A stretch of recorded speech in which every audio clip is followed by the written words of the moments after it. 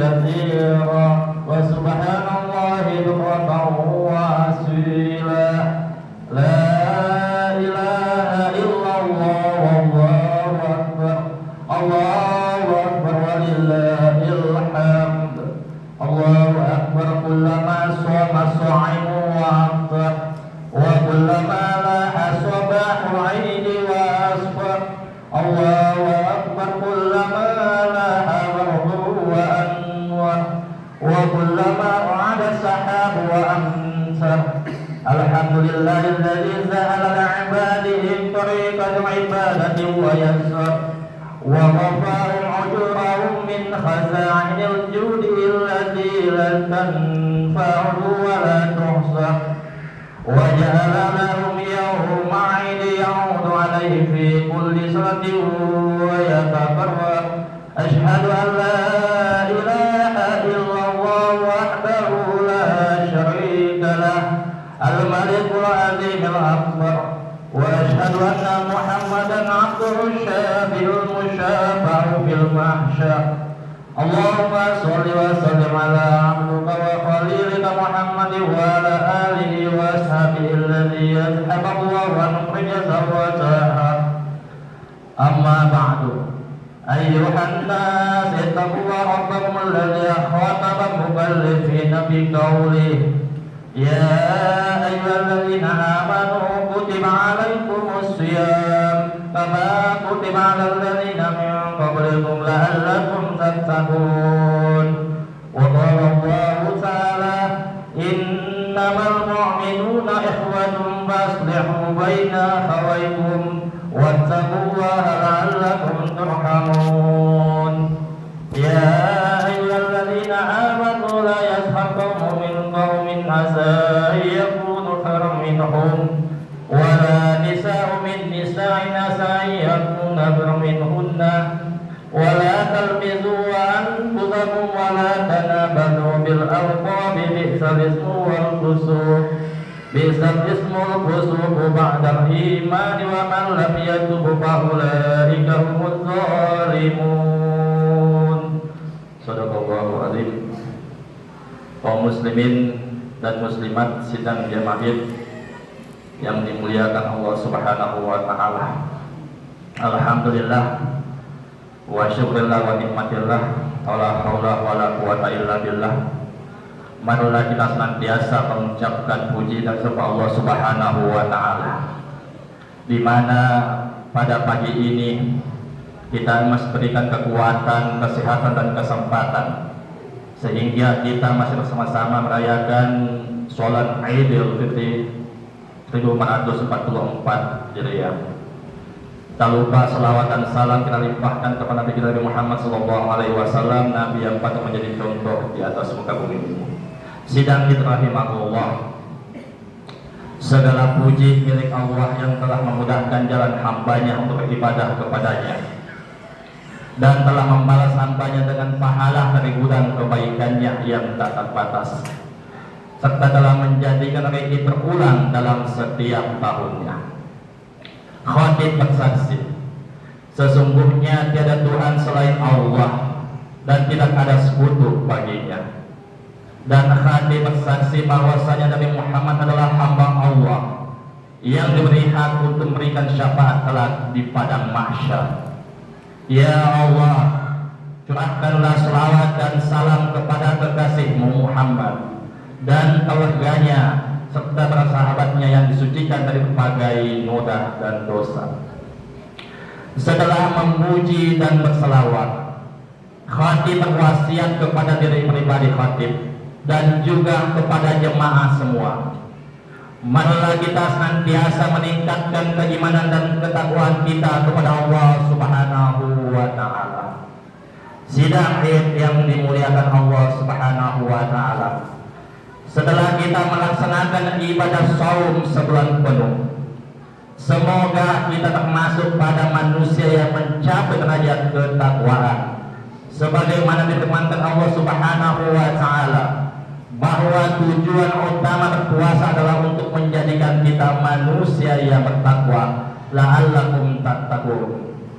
Kaum muslimin dan muslimat sedang Id rahimahullah, sebagaimana sudah kita maklumi bersama, telah menjadi budaya baik di bangsa kita, yaitu sehabis melaksanakan ibadah puasa, kita saling mendoakan kebaikan dan saling bermaaf-maafan. Budaya ini bisa jadi atas kedaulatan keyakinan terhadap hadis Nabi bahwa pasca puasa Ramadan Muslim akan dimaafkan oleh Allah Subhanahu wa Ta'ala.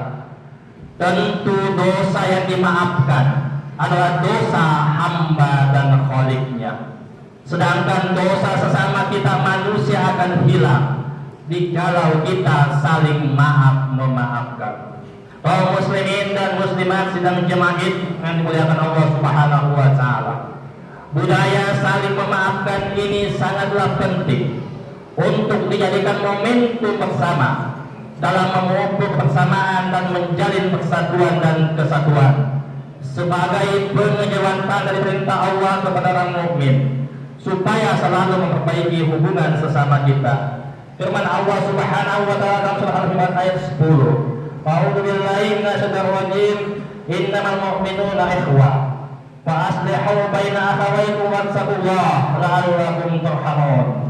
Sesungguhnya orang-orang mukmin itu bersaudara, sebab itu damaikanlah anak keduanya jikalau ada yang berselisih, dan bertakwalah kalian kepada Allah supaya kalian mendapatkan rahmat.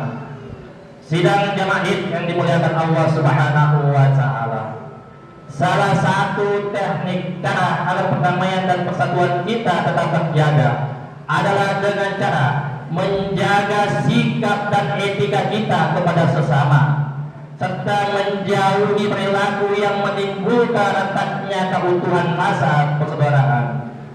Pada ayat selanjutnya, Allah Subhanahu wa Ta'ala mengingatkan kita bahwa salah satu cara agar persaudaraan tetap terjaga, hendaknya kita jangan saling mengejek, jangan saling menghina, jangan saling merendahkan bahkan mengolok-olokkan satu sama yang lainnya. Firman Allah surah Al-Imran ayat 11 dengan artinya, janganlah kamu saling mencela satu sama lain, dan janganlah saling memanggil dengan gelar-gelar yang tidak baik. Seburuk-buruknya panggilan adalah panggilan yang buruk atau fasik setelah beriman. Dan orang siapa tidak bertobat, maka mereka itulah orang-orang yang zalim. Kaum muslimin dan muslimat sedang jemaah yang dimuliakan Allah Subhanahu wa Ta'ala, biasanya perilaku mengejek dan menghina serta mengolok-olok orang lain itu muncul dari jiwa yang sombong dan takabur. Sebab itulah pada momen yang berbahagia ini, setelah kita melakukan ibadah puasa, kita bertakbir mengagungkan Allah Subhanahu wa Ta'ala. Marilah kita hilangkan kesombongan dan ketakutan kita, sebab memang kita adalah makhluk yang lemah, yang tidak daya dan upaya tanpa bantuan dan pertolongan Allah Subhanahu wa Ta'ala. Supaya kita tidak bersikap sombong dan takabur kepada sesama manusia, adalah selalu memandang orang lain lebih baik dari kita, apapun keadaannya itu. Saya mengutip salah satu kitab yang ditulis oleh Syekh Nawawi Al-Bantani dalam kitab Nasaihul Ibad. Syekh Nawawi Al-Bantani mengutip perkataan Syekh Abdul Qadir Al-Jailani qaddasallahu sirrah. Yang pertama, jika kamu bertemu dengan manusia, maka pandanglah bahwa dia memiliki keutamaan dibandingkan kamu, dan tanamkan dalam hatimu, katakan bahwa bisa jadi menurut Allah dia lebih baik dan lebih tinggi derajatnya dibandingkan kamu. Pesan yang selanjutnya, jika melihat manusia yang lebih muda, maka katakan bahwa tidak belum melakukan dosa kepada Allah, dia masih suci. Saya telah melakukan dosa kepadanya, maka tidak dapat dibantah lagi bahwa dia lebih baik daripada saya. Pesan selanjutnya, jika melihat orang yang lebih tua umurnya, maka katakanlah bahwa dia telah lebih dulu beribadah kepada Allah Subhanahu wa Ta'ala dibandingkan saya. Dan pesan selanjutnya juga, jika melihat orang alim, maka katakanlah bahwa dia telah berkontribusi dengan ilmunya, sedangkan saya belum mampu melakukannya, dan dia mendapatkan apa yang belum saya capai, dan mengetahui apa yang tidak saya ketahui, dan dia sudah mengamalkan ilmunya.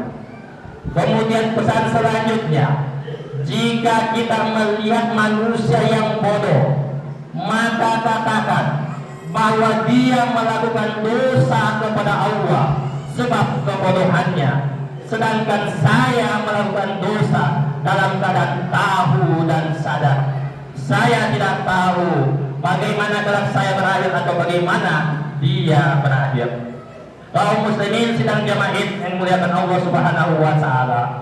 Kemudian pesan yang terakhir, jika kita melihat manusia yang kafir, manusia yang ingkar, maka katakan saya tidak tahu. Barangkali ia masuk Islam dan berakhir dengan amal yang baik, dan barangkali saya jadi kafir dan berakhir dengan amal yang buruk. Kaum muslimin dan muslimat sidang jamaah yang dimuliakan Allah Subhanahu wa taala, semoga dengan kita bersama-sama membaca dan belajar mengamalkan apa yang disampaikan oleh Syekh Abdul Qadir Al-Jailani. Sebelum khutbah ini saya tutup, saya mengutip satu dari pesan Sayyidina Ali bin Abi Thalib yang disebut takwa. Takwa ini adalah aplikasi setelah kita melakukan ibadah puasa.